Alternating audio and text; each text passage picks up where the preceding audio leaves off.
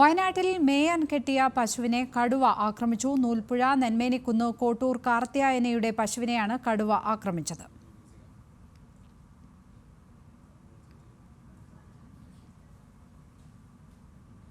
വിവരങ്ങളുമായി അനഘ ഭരതൻ ചേരുന്നു. അനഘ, ആ മേഖലയിൽ വന്യജീവി ശല്യം ഉള്ളതാണോ? വിവരങ്ങൾ എന്താണ്? നേരത്തെയും ഉണ്ടായിട്ടുണ്ടോ അവിടെ വന്യജീവി ആക്രമണം?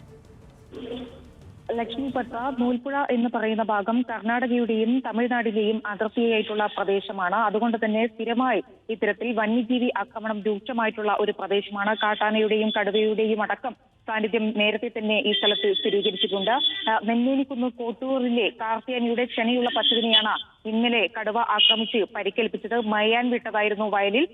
ഏതായാലും പശുവിന്റെ ഇരുകാലുകൾക്കും സാരമായി പരിക്കേറ്റിട്ടുണ്ട്. കടുവയുടെ സാന്നിധ്യം സ്ഥിരീകരിച്ചതോടെ കടുവ ഭീതിയിലായിരിക്കുകയാണ് ഈ പ്രദേശം. നേരത്തെയും തുടർച്ചയായി ഈ പ്രദേശത്ത് നേരത്തെയും ഇത്തരത്തിൽ വന്യജീവി സംഘർഷം രൂക്ഷമായിരുന്നു. കടുവയുടെയും കാട്ടാനയുടെയും അടക്കം സാന്നിധ്യം ഈ പ്രദേശത്ത് നേരത്തെയും ഉണ്ടായിരുന്നു. അനഘ ഭരതനാണ് വിശദാംശങ്ങൾ നൽകിയത്.